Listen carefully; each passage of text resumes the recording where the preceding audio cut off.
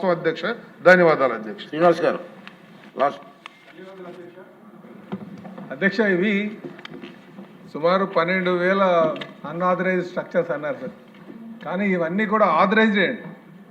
చాలామందికి plan approvals ఉన్నాయి, అలాగే లేఅవుట్ అప్రూవల్స్ ఉన్నాయి. ప్రభుత్వం ఇచ్చినటువంటి పర్మిషన్తోనే చాలామంది నిర్మాణం చేసుకున్నారు అధ్యక్ష. అయితే ఈరోజు పరిష్కారం అన్నారు కనుక ఈ ల్యాండ్కి ఎంతైతే ల్యాండ్ పోతుందో ఆ ల్యాండ్కి బదులు ల్యాండ్ ఇస్తున్నారు. రెగ్యులైజేషన్ అమౌంట్ ఇవ్వడానికి కూడా ప్రభుత్వం సిద్ధంగా ఉంది.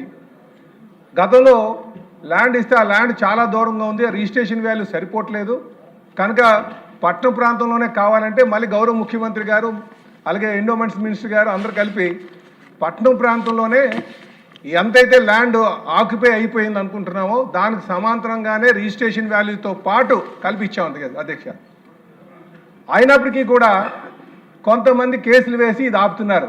అంటే ఇది జరగకూడదనే ఆలోచనతో కొంతమంది ఉన్నారు కనుక వారిని పట్టుకొని వారి మీద క్రిమినల్ కేసులు పెట్టకపోతే ఇది ఎప్పుడు పరిష్కారం అవుతుంది అధ్యక్ష? దేవస్థానం భూములు కనుక దానికి తగ్గట్టుగా ల్యాండ్ ఇస్తూ అదే ఈక్వల్ వాల్యూ ఉన్నటువంటి ల్యాండ్ ఇస్తూ ఆ అమౌంట్ కూడా మనం దేవస్థానానికి ఇస్తూ ఇంత పారదర్శకంగా పరిష్కారం చూపిస్తున్నప్పుడు కోర్టులో కేసు వేసినటువంటి వాడిని అలాగే వదిలేస్తే ఇంకో 10 కేసులు వేస్తారు. ముందు ఆ కేసు వేసినటువంటి వాడిని పట్టుకొచ్చి వాడి మీద కేసు మనం ఫైల్ చేస్తే క్రిమినల్ కేసు ఫైల్ చేస్తే దీనికి ఒక పరిష్కారం వస్తుంది. దయచేసి ఈ డైరెక్షన్లో మనం ఆలోచించాల్సిన అవసరం ఉంది అధ్యక్ష. దేవస్థానం భూములు మనకి సెంటిమెంట్ ఉంది, ఆ వాల్యూ ఆ ల్యాండ్ ఎంత అయితే ఆక్యుపై అయిపోయిందో ఆ ల్యాండ్కి బదులు ల్యాండ్ ఇస్తున్నాం కనుక అలాగే రెగ్యులైజేషన్ అమౌంట్ కూడా దేవుడికే ఇస్తున్నాం కనుక దీని మీద కఠినంగా మనం వ్యవహరించాల్సిన అవసరం ఉందని చెప్పి ఈ సందర్భంగా తెలియజేస్తున్నాం అధ్యక్ష. ధన్యవాదాలు. మినిస్టర్ గారు సార్ దీని గతంలో హౌస్ కమిటీ కూడా ఎంక్వైరీ జరిగినట్టుంది సార్. హౌస్ కమిటీ కూడా వేశారు.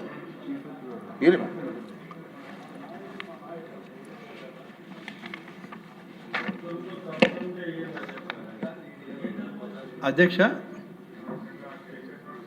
తమరు చెప్పిన విధంగా గతంలో 27 జనవరి 1996లో దీని మీద హౌస్ కమిటీ వేయడం జరిగింది అధ్యక్ష. 2 సంవత్సరాల తర్వాత 31 జూలై 1998లో హౌస్ కమిటీ కూడా రిపోర్ట్ సబ్మిట్ చేయడం జరిగింది అధ్యక్ష. దీనిపైన ఒక క్యాబినెట్ సబ్ కమిటీ కూడా ఆ రోజు కాన్స్టిట్యూట్ చేయడం జరిగింది అధ్యక్ష. ఇది 9 మార్చి 2000 సంవత్సరంలో అధ్యక్ష.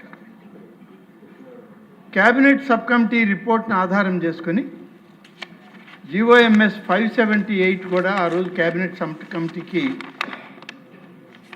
ఇవ్వడం జరిగింది అధ్యక్ష. అప్పటి నుంచి ఇది అనేక దఫాలుగా వాయిదాలు పడుతూ గౌరవ సభ్యులందరూ చెప్పిన విషయాలు వాస్తవాలని దృష్టిలో ఉంచుకొని రాష్ట్ర ప్రభుత్వం ఎప్పటికప్పుడు దీన్ని పరిష్కరించి అక్కడ ఉన్నటువంటి పేద మధ్యతరగతి కుటుంబాలకి న్యాయం చేయాలనేటువంటి ఆలోచనతోనే ఆనాడే ఇప్పటి ముఖ్యమంత్రిగా ఉన్నటువంటి శ్రీ చంద్రబాబు నాయుడు గారు వీటన్నిటి మీద ఒక సమగ్రమైనటువంటి విధానాన్ని కూడా రూపొందించడం జరిగింది అధ్యక్ష. ఇన్ని విధాలా చేసిన తర్వాత కూడా అప్పట్లో కొంతమందిని రెగ్యులరైజ్ చేయగలిగారు. తర్వాత మళ్ళీ రెగ్యులరైజేషన్లో మళ్ళీ అనేక వాదనలు న్యాయస్థానాల ముందు రావడం, వాటన్నిటికీ ఒక పరిష్కారాన్ని తీసుకోవాలనేటువంటి అభిప్రాయం రావడం జరిగింది అధ్యక్ష. గౌరవ సభ్యులు ఇప్పుడు చెప్పిన ప్రకారం ఈ 5 గ్రామాలు ఇనామ్ ఎస్టేట్స్ కింద డిక్లేర్ చేశారు అనేటువంటి వాదన చెప్పడం జరిగింది అధ్యక్ష. దీనిపైన అప్పుడున్నటువంటి ట్రస్టీస్ ఆ ఆలయం వాళ్ళు అపీల్ చేస్తే ఎస్టేట్ అబాలిషన్ ట్రిబ్యునల్లో దాన్ని inams held by institutions but not estate అని చెప్పి ఆనాడు ఆర్డర్లు కూడా పాస్ అయినాయి అధ్యక్ష. ఇవన్నీ ఇలా ఉండగానే తర్వాత మళ్ళీ ఇప్పుడు మన ప్రభుత్వం 2024లో అధికారంలోకి వచ్చాక గౌరవ ముఖ్యమంత్రి గారు ప్రధానంగా దేవాదాయ శాఖ అలాగే రెవెన్యూ శాఖ అధికారులని సమావేశపరిచి ఈ సమస్యకి ఒక పరిష్కారం తీసుకురావాలి. గతంలోనే నేను ఇది చేయడానికి ఒక ప్రయత్నం చేశాను, మధ్యలో ఆలస్యం జరిగింది, తప్పనిసరిగా దీన్ని పరిష్కరించండి అని చెప్పి చెప్పడం జరిగింది అధ్యక్ష. దానిపైన అనేక దఫాలుగా సమావేశాలు జరిగాయి. గౌరవ శాసనసభ్యులందరితో కూడా మాట్లాడడం జరిగింది. ముఖ్యమంత్రి గారికి ఎప్పటికప్పుడు వీటన్నిటి విషయాల్లో బ్రీఫ్ చేస్తూనే వచ్చాము అధ్యక్ష. దీని విషయంలో అధ్యక్ష, సర్వే పూర్తయిన తర్వాత వచ్చినటువంటి సంఖ్య చూస్తే అధ్యక్ష 12,000 దాదాపుగా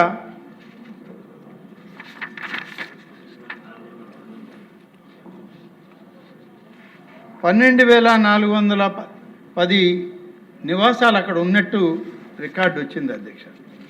వీటన్నిటినీ ఏ విధంగా క్రమబద్ధీకరించారనే దాంట్లో కూడా అధ్యక్ష,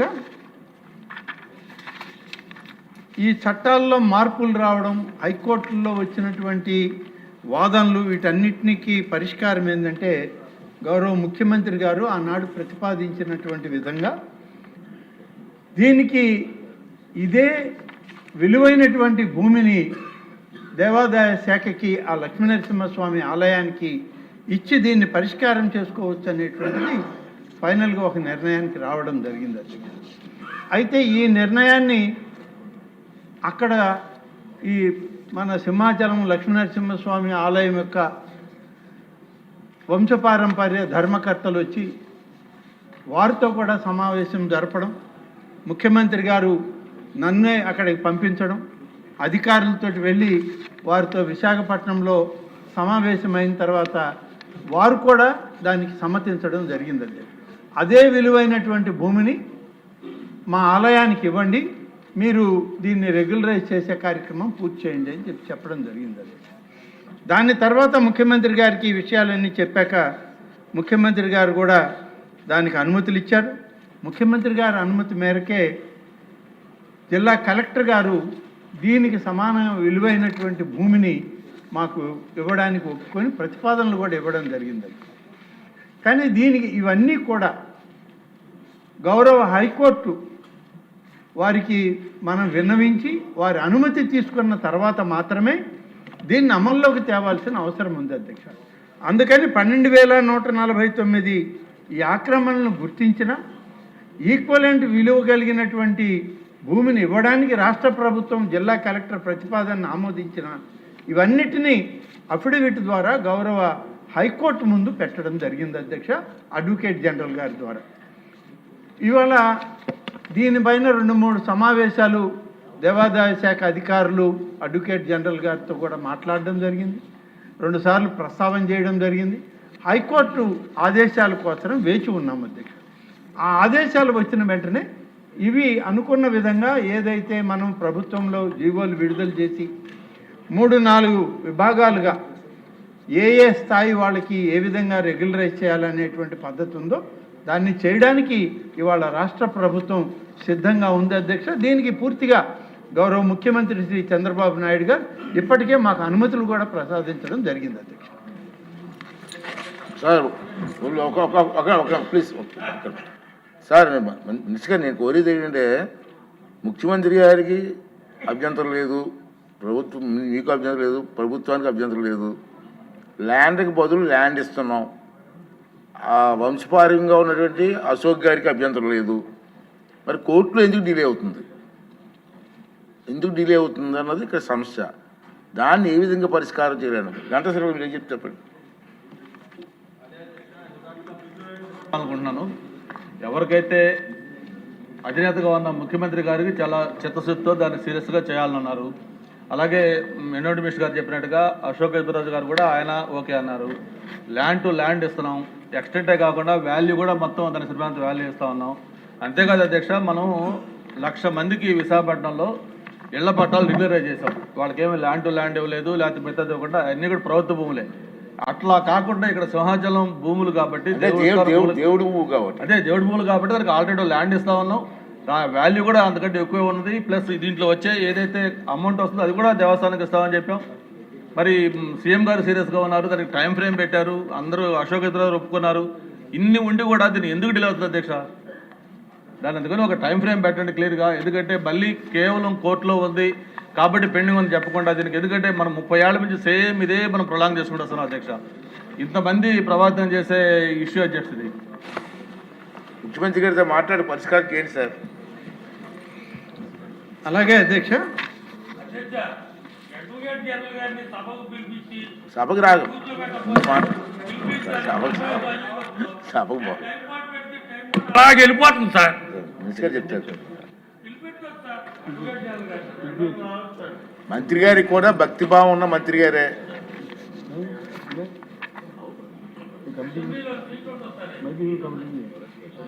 అధ్యక్ష, మంత్రిగా భక్తిభావమే కాదు అధ్యక్ష, లక్ష్మీనరసింహస్వామి యొక్క భక్తుని కూడా అధ్యక్ష. ఎందుకంటే మా ప్రాంతంలో పెనుసుల లక్ష్మీనరసింహస్వామి ఉన్నారు అధ్యక్ష. ఆదిలక్ష్మి సమేత చెంచులక్ష్మి సమేత లక్ష్మీనరసింహస్వామి అధ్యక్ష. కాబట్టి నేను కూడా ఆ లక్ష్మీనరసింహస్వామి భక్తుని అధ్యక్ష. కానీ ఒకటి విషయం ఏంటంటే అధ్యక్ష, దీంట్లో వేరే రకమైన ఇబ్బంది ఏమి లేదు అధ్యక్ష. గౌరవ సభ్యులు చెప్పిన ప్రకారం అన్ని పారామీటర్స్ని కూడా మనం ఆలోచన చేసి వాటన్నిటిని కూడా సరిచేసుకొని అడ్వకేట్ జనరల్ గారి ద్వారా దాన్ని అఫిడవిట్ ఫైల్ చేసాం అధ్యక్ష. కేవలం హైకోర్టు నుంచి అనుమతులు రాలేదనేది ఒక్కటి తప్ప అక్కడ కూడా వారు అనుమతి ఇవ్వాల్సిన అవసరం ఉంది. వాళ్ళు చెప్పిన ప్రకారమే మనం అఫిడవిట్ కూడా ఇచ్చాం అధ్యక్ష.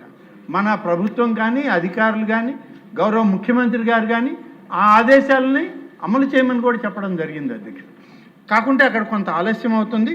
గౌరవ సభ్యులు చెప్పిన విధంగా అడ్వకేట్ జనరల్ గారితో మళ్ళీ ప్రత్యేకంగా చర్చించి హైకోర్టు నుంచి త్వరితగతిన ఈ ఆదేశాలు వెలువడే విధంగా ప్రయత్నం చేస్తానని తమ ద్వారా గౌరవ సభ్యులకి తెలియజేస్తున్నాను. అడ్వకేట్ జనరల్ గారు మీరు ముఖ్యమంత్రి గారు సమావేశం పెట్టండి సార్, అయిపోతుంది. అలాగే sir. Thank you sir. Sir, housing minister గారు వన్ రిక్వెస్ట్, మీ 2 క్వశ్చన్లు ఉన్నాయి, 2 కూడా సేమ్ లైన్లో ఉన్నాయి. సీరియస్గా గారు అక్కడ ఉన్నారు, 2 క్వశ్చన్లు వాళ్ళు మాట్లాడే ఒకటే